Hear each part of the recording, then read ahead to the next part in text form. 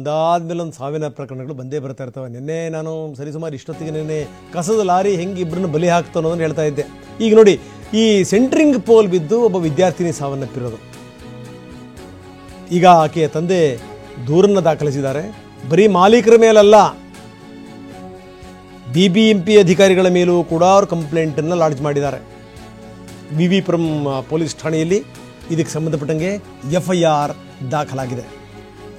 ಇದಕ್ಕೆ ನಿರ್ಲಕ್ಷ್ಯ ಮತ್ತು ಬೇಜವಾಬ್ದಾರಿತನ ಕಾರಣ ಅಂತ ಅವರು ದೂರಿದ್ದಾರೆ. ಕಟ್ಟಡದ ಮಾಲೀಕರು, ಕಾಂಟ್ರಾಕ್ಟರ್, ಸೈಟ್ ಇಂಜಿನಿಯರ್ ಮತ್ತು BBMP ಅಧಿಕಾರಿಗಳು ಇವರೆಲ್ಲರ ವಿರುದ್ಧ ದೂರನ್ನು ದಾಖಲು ಮಾಡಿದ್ದಾರೆ. ಇವತ್ತು ಆ ಹುಡುಗಿಯ ಮರಣೋತ್ತರ ಪರೀಕ್ಷೆ ಆಗುತ್ತೆ. ಅದಾದ ನಂತರ ಶವವನ್ನು ಕುಟುಂಬಸ್ಥರಿಗೆ ಹಸ್ತಾಂತರಿಸ್ತಾರೆ. ನೋಡಿ, ಪಾಪ ತಂದೆ ಹೇಳ್ತಾ ಇದ್ದಾನೆ. ನೋಡಿ ಎಷ್ಟು ಆ್ಯಕ್ಟಿವ್ ಇರುವಂಥ ಹುಡುಗಿ, ವಯಸ್ಸಿ ಬಂದಿರುವಂಥ ಹುಡುಗಿ.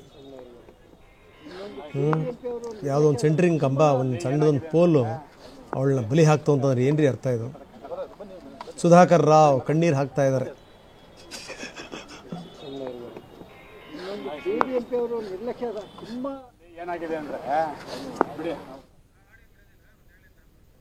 ಇದು ಮಾತಾಡೋಕ್ಕೂ ಕೂಡ ಆಗ್ತಾ ಇಲ್ಲ ಆ ಮನುಷ್ಯನಿಗೆ.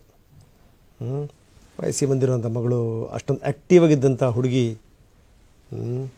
ಆ ಬಾಡಿಗಳು ನಡ್ಕೊಂಡು ಹೋಗ್ತಾ ಇದ್ಲು. ಆ ಸಂದರ್ಭದಲ್ಲಿ ಸೆಂಟ್ರಿಂಗ್ ಪೋಲ್ ಹೊತ್ಕೊಂಡ್ಬೀಳುತ್ತೆ ಅಂದರೆ ಏನು ಅರ್ಥ ಇದು? Very unfortunate.